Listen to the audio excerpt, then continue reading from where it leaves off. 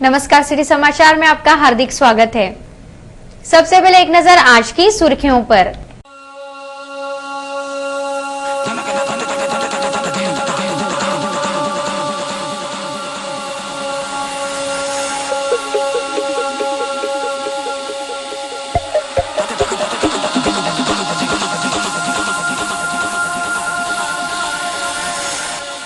देशी कट्टे और फायर की अफवाह से मीडिया व पुलिस परेशान।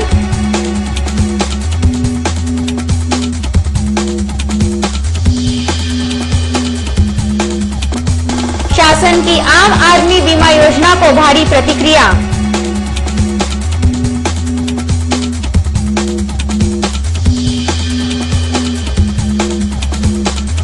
दरियापुर पुलिस द्वारा हत्या के आरोपियों को अभय।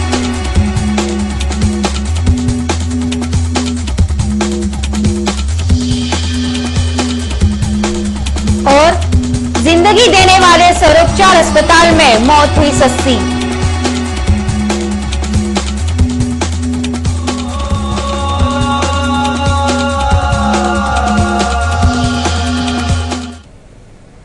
अब समाचार विस्तार से। बड़ी उम्र में देशी कट्टे पकड़े जाने व पुलिस पर हमला किए जाने की अफवाह ने अखबार नवीसों व मीडिया कर्मियों सहित पुलिस को नाहक परेशान कर डाला।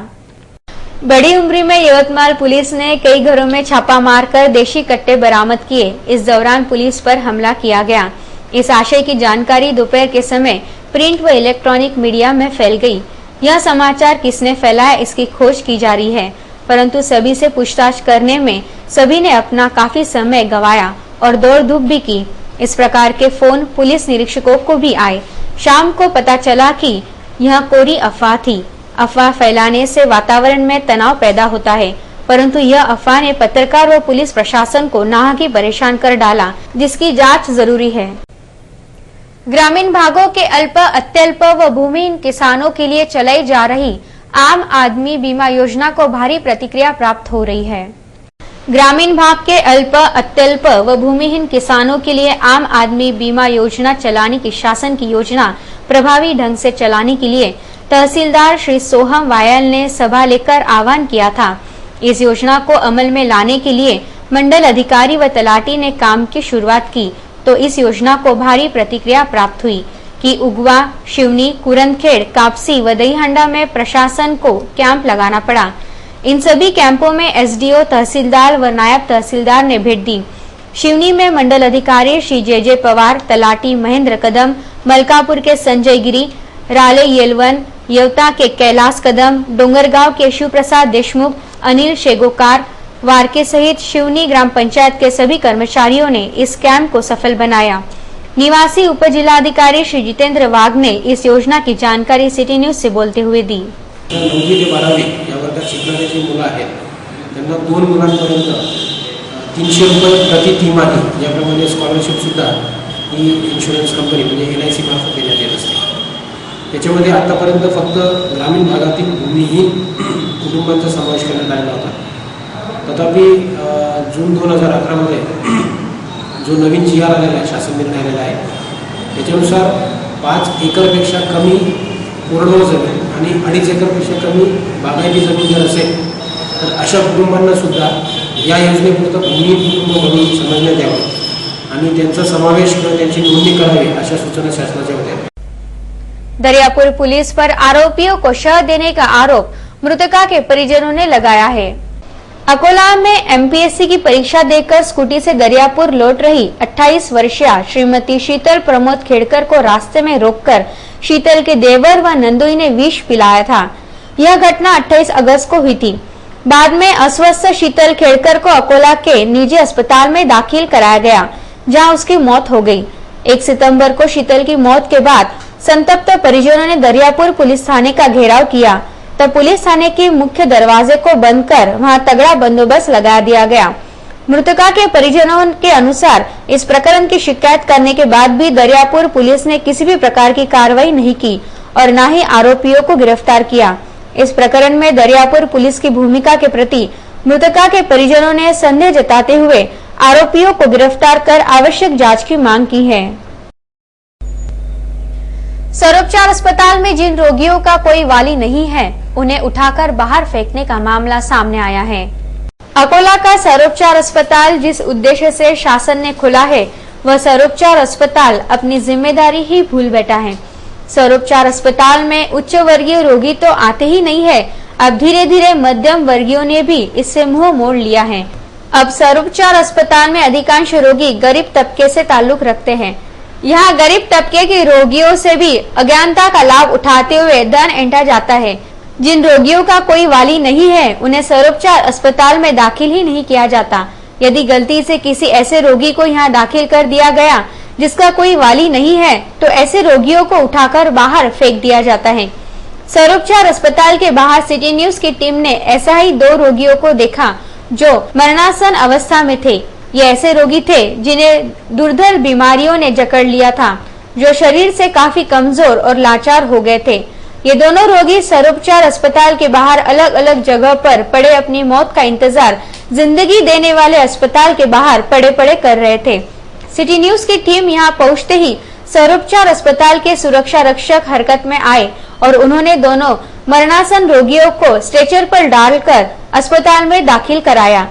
शासन सर्वोपचार अस्पताल में रोगियों के लिए करोड़ों रुपए की दवाइयां व मशीनरी उपलब्ध कराती है, जो जरूरतमंदों के काम न आए तो इसका क्या लाभ? इस प्रकार का सवाल पूछा जा रहा है। अकोटफेल पुलिस ने रुपए छीनकर भागने वाले 4 आरोपियों को गिरफ्तार कर छीने गए रुपए बरामद करने में सफलता पाई है। नगर निवासी बलराम भगत से 24,000 रुपए छीनकर भागने वाले 4 आरोपियों को अकोटफेल पुलिस ने गिरफ्तार कर 22,000 रुपए बरामद करने में सफलता पाई है। इन चारों आरोपियों ने नगर के बलराम भगत को मानसिक रोग पर प्रभावी आयुर्वेदिक दवाई दिलाने का झांसा दिया था। अकोला आने पर रेल स्थानक चौराहे पर बलराम भगत के 24,000 रुपए छीनकर भाग गए थे। बलराम भगत ने इसकी शिकायत अकोटफेल पुलिस थाने में की थी। पुलिस ने इस घटना में संतोष बमन, हबीब खां, हसन खां, मोहम्मद वसीन, अब्दुल रसूल व गणेश इंगले को गिरफ्तार कर उनके पास से 22,000 रुपए बरामद किए। यह कार्रवाई थाना प्रभारी श्री के.बी. शिरसाट के मार्गदर्शन में एएसआई किशोर श्रीवास, अनिल इचे, अश्विन शिरसाट, विजय खड़से व अशोक इंगले ने की। इस घटना की जानकारी थाना प्रभारी श्री के.बी. शिरसाट ने सिटी न्यूज से बोलते हुए दी। संध्याकाळच्या टायमास 4 इसमांपैकी एक जणाचाही फोन भगतला आला। भगतला आल्यानंतर त्यांनी आम्हाला सांगितले की असा आम्हाला फोन आलेला आहे म्हणून आम्ही खदान हद्दीमध्ये जाऊन त्या समोरचा इसम इंगळे याला ताब्यात घेतलं। त्यानंतर बाकीचे 4 आहेत ते 22,000 रुपये आम्ही जप्त केलेले आहेत। बाकीचे 2,000 रुपये त्यांनी खर्च केले, तर त्यांच्यावर कलम 379 प्रमाणे आम्ही कारवाई केलेली आहे। रेल स्थानक परिसर में खड़े ऑटो में जुआ चल रहा है, जिसकी ओर अकोला रेल पुलिस का बिल्कुल भी ध्यान नहीं है। अकोला रेल स्थानक पर यात्रियों की प्रतीक्षा में खड़े ऑटो में रोजाना जुए और गांजे के दौर चल रहे हैं, जिसकी ओर रेल पुलिस का बिल्कुल भी ध्यान नहीं है। अकोला रेल स्थानक के ऑटो पार्किंग स्टैंड पर 24 घंटे ऑटो का जमावड़ा लगा रहता है। यहाँ खड़े ऑटो के भीतर ऑटो चालक जुआ खेलते रहते हैं और साथ ही गांजे का धुआं अक्सर उड़ते दिखाई देता है। ये ऑटो चालक दादरे से यात्रियों को उतरने के पहले ही घेर लेते हैं। विशेषकर महिलाओं व युवतियों को देखकर अभद्र टिप्पणी करने से भी नहीं चूकते हैं। यहाँ के कुछ ऑटो चालक पक्के जुआरी, शराबी और नशेड़ी है। अकोला रेल पुलिस द्वारा इस ओर गंभीरता से ध्यान न दिए जाने के कारण ये ऑटो चालक बड़ी घटना को अंजाम दे सकते हैं। ऋषि पंचमी पर मुकुंद नगर में श्री गजानन महाराज की दिंडी निकाली गई, जिनमें परिसर के लोग बड़ी संख्या में शामिल हुए थे। ऋषि पंचमी पर शहर के मुकुंद नगर में श्री गजानन महाराज की दिंडी निकाली गई। यह दिंडी मुकुंद नगर सहित आसपास के इलाकों से निकाली गई। इस दिंडी में संत श्रेष्ठ श्री गजानन महाराज का मुखौटा रखा गया था, जिसके दर्शन सभी ने लिए। इस दिंडी का कई जगहों पर स्वागत कर लोगों ने दर्शनों का लाभ लिया। इस दिंडी के कारण पूरे मुकुंद नगर में उत्साह का वातावरण पैदा हो गया था। दिंडी में शामिल सभी भक्तगण गन गन गनात बोते का जय जयकार लगा रहे थे। पुराना शहर में 1.5 दिन के गणपति का भावपूर्ण वातावरण में विधिवत विसर्जन किया गया। आमतौर पर श्री गणेश की स्थापना 10 दिनों तक की जाती है, परंतु कहीं कहीं 1.5 दिन गणपति की स्थापना करने की भी प्रथा है। पुराना शहर में एक मंडल द्वारा 1.5 दिन के गणपति की स्थापना की गई थी। श्री गणेश की स्थापना के 1.5 दिन बाद इस मंडल द्वारा अपने श्री गणेश का विसर्जन किया। इस अवसर पर ढोल ताशों और बैंड बाजा के साथ 1.5 दिन की गणपति की शोभा यात्रा शहर के प्रमुख मार्गों से निकाली गई और श्री गणेश का विसर्जन गांधीग्राम स्थित पूर्णा नदी में किया गया। इस अवसर पर 1.5 दिन गणपति मंडल के सभी कार्यकर्ता प्रमुखता से उपस्थित थे। अमरावती के विशेष पुलिस महानिरीक्षक श्री मोहन राठौड़ की उपस्थिति में पुराना शहर पुलिस थाने में शांतता समिति की सभा ली गई। शुक्रवार की रात पुराना शहर पुलिस थाने में अमरावती संभाग के विशेष पुलिस महानिरीक्षक श्री मोहन राठौड़ की उपस्थिति में शांतता समिति की सभा ली गई। इस सभा में श्री राठौड़ ने शुक्रवार को हुई पथराव और तनाव की घटना को दुर्भाग्यपूर्ण बताते हुए इसकी पुनरावृत्ति न हो इसका आह्वान किया। इस अवसर पर शांतता समिति सदस्यों ने भी अपने विचार व्यक्त किए। शांतता समिति की इस सभा में विशेष पुलिस महानिरीक्षक श्री मोहन राठौड़, जिला पुलिस अधीक्षक श्री वीरेंद्र मिश्र, अतिरिक्त जिला पुलिस अधीक्षक श्री नितिन पवार, पुलिस उप अधीक्षक श्री अमर सिंह जाधव, प्रशिक्षु डीवाईएसपी यशवंत काले, स्थानीय अपराध शाखा प्रभारी सुभाष माकोड़े, पुराना शहर के प्रभारी डीडी वड़मारे, यातायात प्रभारी श्री शिवा ठाकुर सहित शांतता समिति सदस्य प्रमुखता से उपस्थित थे। वसंत थिएटर में युवती की छेड़खानी के कारण खासा विवाद हो गया, जिसमें एक युवक घायल हो गया। शुक्रवार की रात वसंत थिएटर में युवती को छेड़ने के कारण हुई विवाद में एक युवक घायल हो गया। हरिहरपेट निवासी एक युवती अपने परिजनों के साथ बॉडीगार्ड फिल्म देखने आई थी। इस दौरान युवती के पीछे बैठे युवकों ने छेड़छाड़ शुरू की। कई बार छेड़ने से त्रस्त युवती ने मोबाइल पर अपने अन्य परिजनों को यह बात बताई। तब अन्य लोग भी थिएटर के बाहर इकट्ठा हो गए। फिल्म समाप्त होने के बाद यह युवती को छेड़छाड़ करने वाले की जानकारी ली गई। तब युवती ने गणकी मार्ग के शरीफ नगर निवासी मोहम्मद राजिक मोहम्मद नजीम की ओर इशारा कर दिया। तब युवती के परिजन उस युवक पर पील पड़े और मारपीट के बाद मोहम्मद राजिक की जांघ में चाकू मार दिया। इस घटना में घायल युवक को सर्वोपचार अस्पताल में दाखिल किया गया। सिटी कोतवाली पुलिस आगे की जांच कर रही है। इस घटना के कारण वसंत थिएटर परिसर में खलबली मच गई थी। जलगांव जामोद परिसर की कपास की फसल किसी अज्ञात रोग का शिकार हो रही है। इस परिसर के किसानों की मांग है कि कथित रोग से बचने का उपाय सुझाकर उन्हें जल्द से जल्द मुआवजा देने की व्यवस्था की जाए। जलगांव जामोद परिसर की कपास की फसल किसी अज्ञात रोग का शिकार हो गई है, जिसके कारण इस परिसर के किसानों में चिंता व्याप्त हो गई है। इस समस्या को लेकर सुनगांव देहात के लोगों ने उपविभागीय अधिकारी को प्रार्थना पत्र देकर निवेदन किया है कि उन्हें इस नुकसान का मुआवजा दिलाने का कष्ट करें। पत्र द्वारा यह भी निवेदन किया गया है कि इस अज्ञात रोग का जल्द से जल्द पता लगाकर इसका निराकरण करें। इस समय कपास के यह पौधे लगभग 5 फुट ऊंचे हो गए हैं तथा उन्हें फल भी आ रहे हैं, लेकिन इस अज्ञात रोग की वजह से कई पौधे मुरझा गए हैं। इस समय कपास की यह फसल बहुत ही तीव्र गति से मुरझा रही है। सिटी न्यूज से बात करते हुए एक किसान ने और अधिक जानकारी दी। स्थानीय टावर चौक के मार्ग की अत्यंत ही दुर्दशा हो गई है।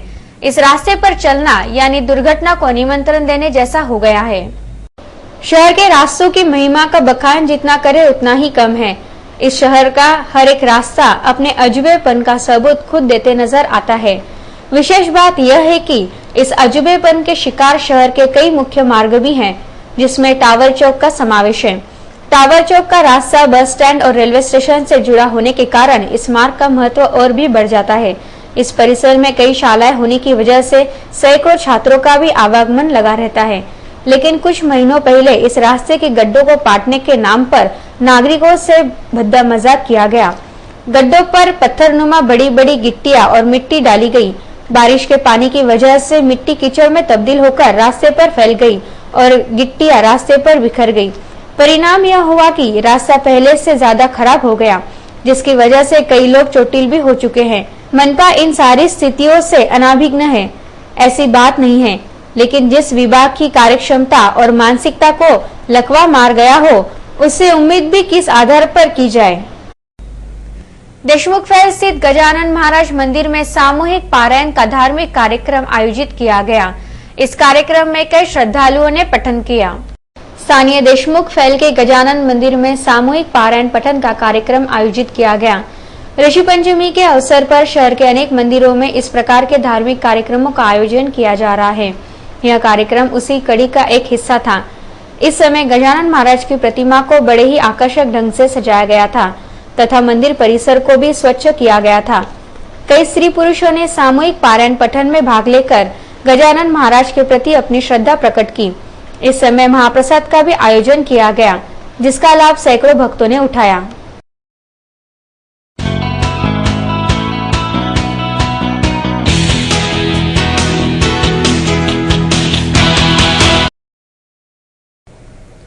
अब डालते हैं खेल जगत की हलचल पर एक नजर। अकोला के वसंत देसाई स्टेडियम पर मनपा क्षेत्र जिला स्तर शालेय कबड्डी स्पर्धा का अंतिम मैच खेला गया। इस अंतिम मैच में श्री शिवाजी महाविद्यालय अकोला ने अकोला कला वाणिज्य व विज्ञान महाविद्यालय को 61 के मुकाबले 24 गुणों से परास्त किया। यह कबड्डी स्पर्धा जिला क्रीड़ा अधिकारी श्री अब्दुल मुस्ताक के मार्गदर्शन में व विजय खोखले के नियंत्रण में ली गई। इस स्पर्धा में पंच के रूप में पूरन गंगतीरे, राजेंद्र जलमकर, साहबराव वानखड़े, अशोक नांदुरकर, मुकुंद आदि ने काम देखा। क्रीड़ा व युवक सेवा संचालनालय पुणे के तत्वावधान में जिला क्रीड़ा अधिकारी कार्यालय अकोला द्वारा जिला स्तरीय थ्रो बॉल क्रीड़ा ली गई। इस स्पर्धा का उद्घाटन जिला क्रीड़ा अधिकारी अब्दुल मुस्ताक ने किया। इस अवसर पर क्रीड़ा अधिकारी चंद्रकांत अप्पलवार, संतोष गजबिये, सुभाष ठाकरे, ताइडे, जलमकर उपस्थित थे। इस स्पर्धा में अकोला जिले के 16 ग्रामीण टीमों ने भाग लिया था। स्पर्धा में पंच का काम बंटी गुप्ता, आदर्श डोंगरे, सुभाष ठाकरे, ताइडे, ओडोले, इंगले, अमित सोनोने, मुकुंद पैकेट ने देखा। मनपा क्षेत्र जिला स्तर शालेय जूडो स्पर्धा वसंत देसाई स्टेडियम में ली गई। इस जूडो स्पर्धा में शहर की 10 शालाओं के खिलाड़ियों ने भाग लिया था। 17 वर्ष आयु मर्यादा में देवाशीष बागड़े, ओम शर्मा, रोहित वानखड़े, अंकुश वानखड़े, अक्षय तिवारी, 14 वर्ष आयु मर्यादा में सचिन गवली, राजेश्वर राउत, दुर्गेश शुक्ला, अभिषेक तिवारी, संदीप चोपड़े, जबकि 19 वर्ष में पंकज यमगवली, शोहेब चौहान, अक्षय श्रीवास, अंकित तिवारी विजेता रहे। इस स्पर्धा को सफल बनाने के लिए प्राध्यापक राजेश चंद्रवंशी, संदीप लाड़ीवरकर, मनीष घाटोले, पंकज टेकाले, प्रशांत देशमुख, डॉक्टर राकेश बड़गुजर ने काम देखा। अंत में एक नजर आज की सुर्खियों पर।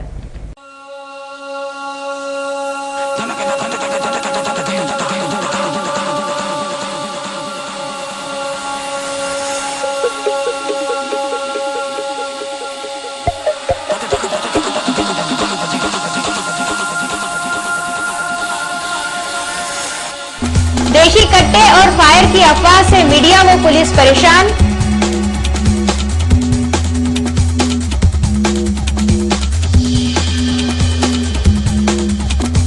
शासन की आम आदमी बीमा योजना को भारी प्रतिक्रिया।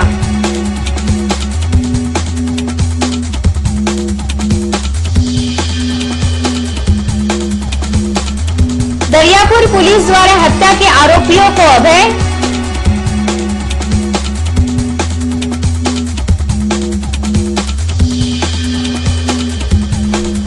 और जिंदगी देने वाले सर्वोपचार अस्पताल में मौत हुई सस्ती।